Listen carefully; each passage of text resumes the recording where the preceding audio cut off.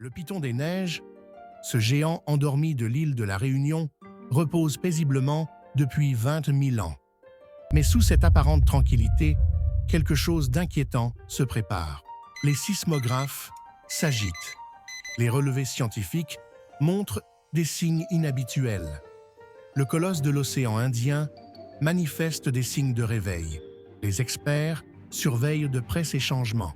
Chaque tremblement, chaque variation de température est minutieusement analysée. Le volcan qui a façonné l'île pourrait-il à nouveau transformer son visage? L'histoire nous rappelle que même les volcans les plus silencieux peuvent se réveiller. Le Piton des Neiges nous force à rester vigilants, car la nature ne dort jamais vraiment. Premier jour.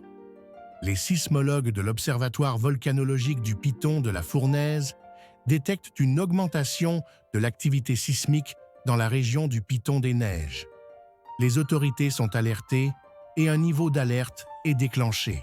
Deuxième jour. Les tremblements de terre se multiplient et les habitants de l'île commencent à ressentir des secousses.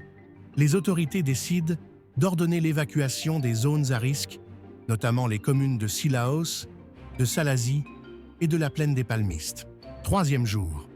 Le Piton des Neiges entre en éruption, libérant un panache de cendres et de gaz toxiques qui se propagent sur l'île. Les autorités déclenchent une alerte rouge et ordonnent l'évacuation totale de l'île. Quatrième jour. L'éruption se poursuit, avec des coulées de lave qui descendent les pentes du volcan.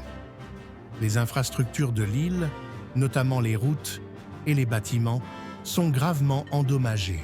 Cinquième jour. Les cendres volcaniques commencent à retomber sur l'île, provoquant des problèmes respiratoires et des perturbations dans le trafic aérien.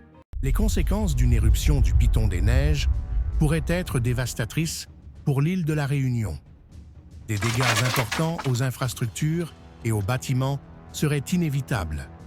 Le trafic aérien et maritime serait sévèrement perturbé. Les cendres volcaniques poseraient des risques majeurs pour la santé publique. L'impact économique serait considérable, affectant particulièrement le tourisme et l'agriculture. Face à cette menace, les autorités ont établi un plan d'urgence rigoureux. L'évacuation des zones à risque et la mise en place de centres d'hébergement sont prévues. Des mesures de protection de la population incluent la distribution de masques et de médicaments. La coordination avec les services de secours et les organisations internationales est essentielle. Bien que ce scénario soit hypothétique, la prévention reste notre meilleure défense face à cette menace naturelle.